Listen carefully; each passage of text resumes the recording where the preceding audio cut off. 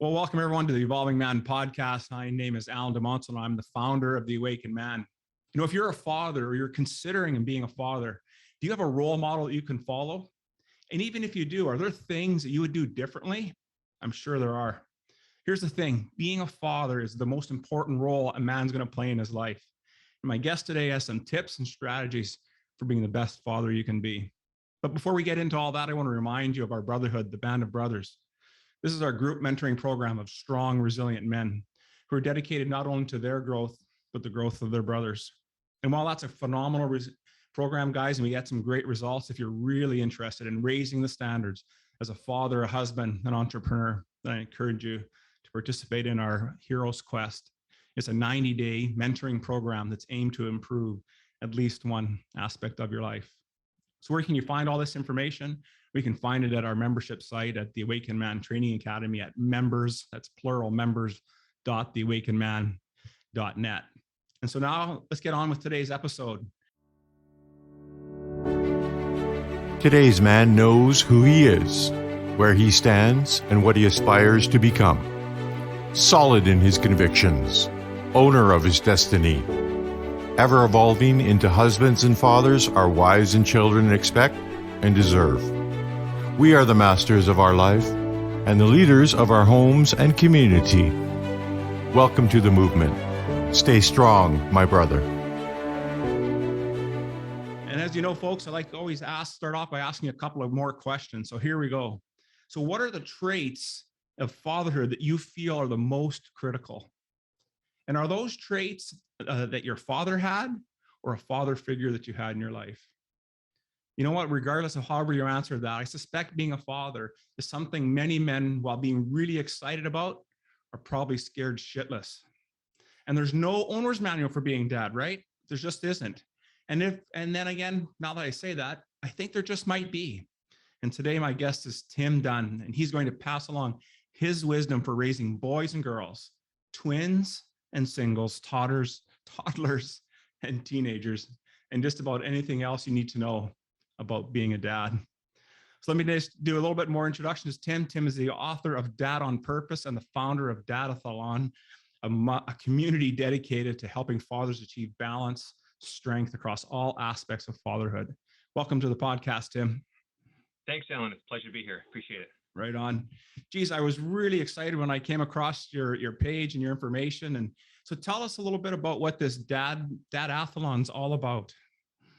Yeah, it started a long time ago. It actually started as a silly kind of story where my kids were much littler. I've got 4 kids, 2 boys, 2 girls. I always say it's a nice sampler platter.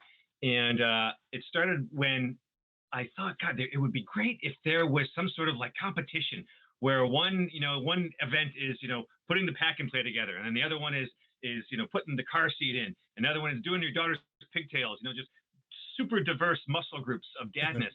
And, the kids were little then, it was kind of ha-ha. And as I got older and life became more complicated and stressful, it dawned on me that really that same sort of phenomenon is true, just with sort of different events. And instead of, and for me, I did a triathlon a couple of years ago. I didn't do well, but the training for it, swimming is really different than running. It's really different than biking. And you need sort of that balanced strength across different muscle groups. And that those 2 metaphors sort of came together for me. And that's when I realized, wow, I think that's kind of a helpful framework to think about fatherhood. And so for me, I'm not any special guru. I always say it's just sort of learning on the fly and being a seeker, a fellow seeker of wisdom, mostly of what doesn't work and the lessons that I've learned from that. And for me, the 3 events that I kind of identify were connecting with our kids and our wife, providing, for, our goals and our sort of resources, and then living a healthy, joyful life that's fulfilling. And so that's kind of how that came about. Cool. That's so cool. And you're absolutely right. I love the metaphor of the triathlon and the dadathon, the things that all the aspects that it takes for us to be good fathers, right? And we just don't think about that. And like I said, I think there really isn't an owner's manual, and you've really started to set that foundation. So let's talk a little bit about your book now, Dad on Purpose. So I guess you started a little bit about why you wrote the book, but tell us a little bit more about why you decided that, I'm going to take this experience and I'm going to put it in a book. Yeah, it began as something I was really doing for myself. I know on an earlier podcast you mentioned the Seven Habits Highly Effective People, which is a book that I love, and you gave a shout out to, I think, what was habit number 2, which was beginning with the end in mind. And I think for me, I'm not sure I'm unique in this, but for me, by the time I've fallen off the wagon before I got to chapter habit 2. Be proactive is habit 1, and I think a lot of times we're just sort of going through the motions. Go to work, pay the bills, drive the kids to practice and recitals, and wake up the next day and repeat. It's very Groundhog Day. And I think when I think about that, for me, I kind of was in that rut. I was listening to all kinds of podcasts and books and reading all kinds of stuff and never actually doing anything. And there's a phrase, I wish I knew who said it, and I can find it maybe later, but someone who said something like, if you aim for nothing, you'll hit it every time. And for me, I was just kind of going through the motions. I needed to be proactive. I needed to do something and be a better dad on purpose and pick the things that I wanted to do. And so I wanted to do that for me. And as I was talking about that with my wife and with some of my buddies, they're like, there's some stuff in there. Maybe other people, if I'm feeling that, I'm human just like everyone else, maybe some other people might find some value in it. So that was kind of the genesis of the project. Cool. And again, it doesn't pretend to be exhaustive or sort of professional or holier than thou at all. And my favorite, the paragraph I've gotten the most feedback on is at the beginning. I say, look, it's not holier than thou. Let me just list for you some of the things I've messed up, just so we know I'm approaching this with humility and with a curious mind and that kind of perspective. So. Well, I just love that. I really enjoyed your, the title of the book, because one of our mantras here with the Awakened Man is about living a life of purpose on purpose, right? And I think how many times that you said we just kind of go through the motions in life, and we're just living day to day, and we're not really paying attention to it. So I really like how you had put some purpose into the reason for writing the book. Now you did touch a little bit earlier, but about how you had broke the book into 3 parts. Now you call these things being Dadness. I thought that was pretty cool too, the Dadness aspect. So how did you come up with them? And how can fathers build them into their lives? And I think they said the first one was connection, right? Yeah. It started really kind of as brainstorming. It's funny, in the initial sort of 1.0 version on the piece of paper, I was thinking more like decathlon, like in the Olympics, 10 events. And I was like, how can I get it down to 10? And it's the same with moms as well. But, and you can argue there's plenty of other aspects of dadness and muscle groups of dadness that are still worthy. But for me, I brought it down to these 3 buckets of 3 each. And it revolved around loving. So the connecting ones are, how can we better love on purpose our children, our sons and our daughters, both our children, but sort of some of the strategies maybe a little bit different. And then our wife or partner, is another one. The second bucket is that sort of providing, which involves I broke that down into execution, which is goal setting good habits, and that are specific and clear, and then sort of 2 financial ones that I broke up into defense and offense when it comes to dollars. So defense is protecting the money going out the door, and budgeting is in there a little bit, but we do it a different way. And then offense is bringing money in the door. What are some strategies, whether it's side hustles or places you can kind of sell stuff that's lying around the house, that kind of a thing. And then finally, the chapter, the last 3 chapters revolve around, I called it living, and just having a life that is worth ourselves. Mm-hmm. We want to be healthy. We want to be around for our children and for our grandchildren, and have joy and capture the joy, and have wisdom and learn and pass along these lessons, not only for our kids, but also for ourselves. And so, again, it just felt there was a symmetry to sort of the 3 groups of 3 that resonated with me. And for me, I feel like those were my most important buckets. Yeah, I thought those buckets were outstanding, and I like that you separated, the connection with their sons and daughters, because it is different, isn't it? And you go a little bit into how that is balanced as a father. And I wonder if you could share a little bit, like tips between how you are connecting with your daughters versus your sons. Yeah, well, I think it's funny at different ages. I think it's different. My kids now, I have a 18-year-old daughter, and then 16-year-old boy-girl twins, and a 12-year-old boy. And so, connecting with my teenage daughters is a lot different than it was connecting with my 5-year-old daughters, and the same thing with the son. So I think it's just, for me, I think the common thread among both of them is just sort of is listening and being present, choosing to be present with your time is the common thread for all three, sons, daughters, and your partner. And so I think with daughters, it's maybe a little bit more conversational. There's a great book that I reference in there that's about conversation starters. And I started doing that with my daughters, and we just go get coffee, and you kind of go through the chapters, and there's these prompts, well, what do you want to do when you grow up, and that kind of stuff. But it gets into much more detail, and it's a little uncomfortable at first for me as a guy who's not so much a talker in that sense. Yeah. But they really liked it, and so much so that a couple of times they've come back and be like, hey, when's the next time we're going to do that? And I didn't do that. That wasn't by design, but I feel like anytime someone's child is coming to them and saying, let's do that again, something's going right. So I stumbled across something nice on that one.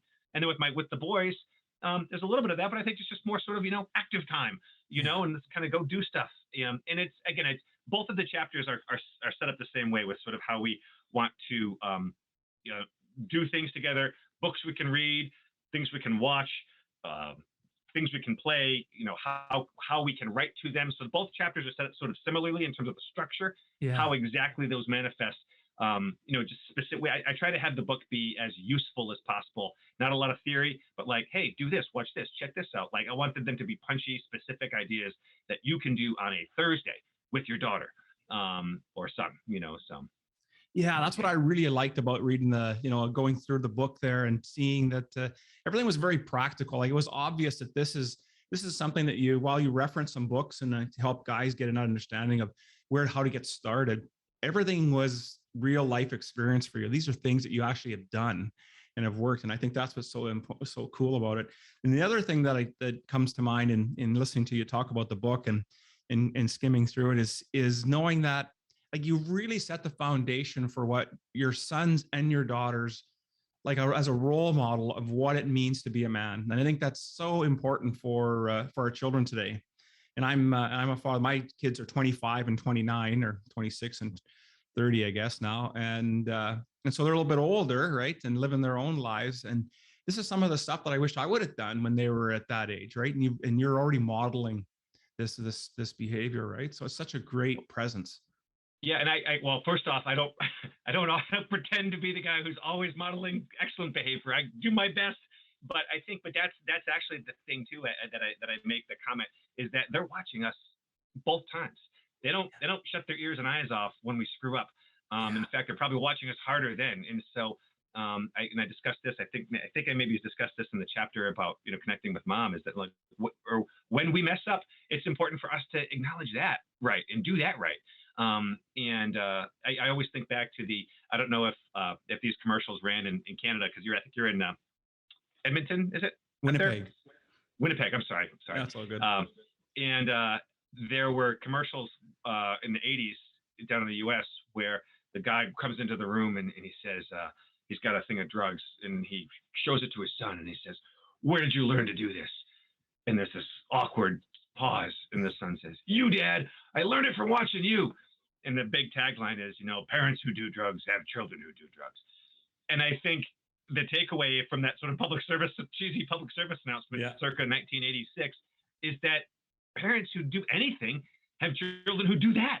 And so we just have to be mindful of that. And I think, and the flip side of that is, for our daughters, be the man you want your daughter to marry. I think is every bit as much of a worthy model aspiration as being the human being that you want them to be, which is obviously also important.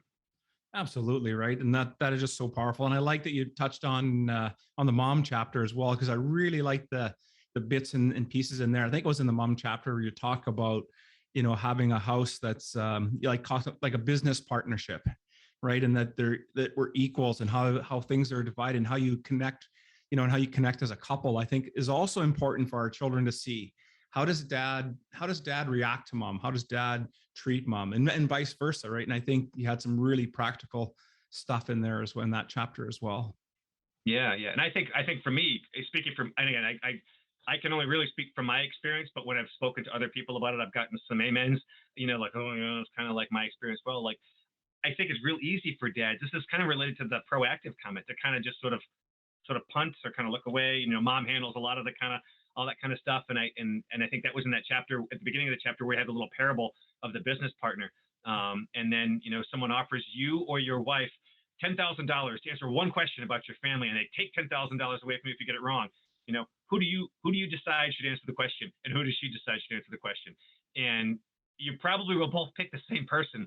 And not that that's neither good nor bad, but it's probably worth reflecting on why that is, and whether or not you were as much of a business partner in that relationship as sort of an employee of the business. And I think that's for me, that was someplace that I was in trying to be better in terms of that with my wife. Yeah. Yeah, absolutely. And I think that that example is so grounded in that it really forces you to understand, like, yeah, how present am I in this relationship? Am I really paying attention to what's going on? Because you're absolutely right. When I was reading that, I thought, geez, I probably would ask my wife to be the one to answer that. There's some things I need to hone my skills on. So let's go a little bit further into the book. So what chapters are resonating most with your audience that you would say so far? Yeah, I think it depends a little bit. We can chat a little bit more about it later. We have a dad quiz that we invite our readers to take that kind of gives them guidance into kind of which area they might naturally, based on kind of their own self-assessment. It's just a brief self-assessment, which area kind of they might start on.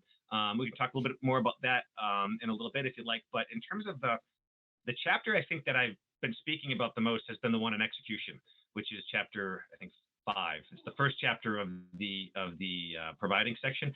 Yeah. And I think it's because it's the resources within there are sort of applicable across a lot of environments, whether you're trying to do something for your health or connect better with your children or save money, like the skills there of sort of setting goals and picking one and focusing and developing habits are broadly applicable. So I think in that sense, it seems to be the one that resonates the most with people that seem to have some more value. Right on. Excellent. And so what is the biggest takeaway that you're getting from your book? I think for me, I think the lesson that I messed up in my own life a lot was to try to do everything at once. And I think, and not that multitasking is a myth, because people multitask. It's, that just it's a fact that they do that. But I think the quality of what we're able to produce is going to be much better if we do one thing at a time. And if we're going to multitask, I think my takeaway is to not do things concurrently, but do them consecutively, effectively. And so for me, in my own life, when I just pick one thing and get that right, and then do the next thing and get that right, and then do the next thing and get that right, and I stack those habits on top of each other, then it snowballs in a more effective and sustainable way than it would be if I was just doing whack-a-mole the whole time and measuring where I was at the end of 3 months of both of those strategies. So for me, I think the biggest takeaway is pick one thing that's the first thing you want to work on, do it until it's automatic, and then repeat with the next thing. Yeah, I love that. That's an outstanding strategy. I think it's so true. And you're absolutely right. All of us multitask and we do that, pretty much all day long. But when we really want to get something done and we want to get it done well, then focusing on the one thing makes total sense. And I completely support that. So what's the biggest lesson you've learned as being a dad? I think there's a lot. Humility is probably really darn close to the top of the list, but I think we can all say that. Maybe that's sort of a cop out. But in terms of things that help me be a better father as I reflect on it, I'd say there's 3 things, and some of them are sort of woven in the book here and there. But I'd say the first thing is progress is better than perfection. With social media and everything that's out there, I've had this conversation with my wife and with my kids. What we think of as other people's perfection isn't even really them. It's just this Frankenstein that's made up of the best 5% of everybody that we know, and that's what's on social media. And that's the weird, false version of perfection that we're measuring ourselves against. But better than yesterday is the metric that we should be concerned about, not better than that guy or whatever. So for me, that's the one thing that's the first of my kind of three big takeaways. The second one is action is better than analysis. I mentioned earlier, like I was a big consumer, I still am, of podcasts and of audiobooks and of regular books and of YouTube videos on self-improvement and this and that. And like, I read them all, or I've read a lot of them. And, you can have all the knowledge in the world and not do anything about it. And you're just as much better off as someone who didn't read anything and didn't do about it, anything, didn't act on it. So taking some action, I think is key. And last year for me, that was the year where I took to write this book and kind of set that in motion for me. Felt like that first big step. And one metaphor I've used is, if you've got the bicycle, and I can learn everything I need to know about the bike, but I can't steer it until I start pedaling. You got to be moving to steer. And I might start in the wrong direction. That's okay. Move, like steering a bike, it's fine.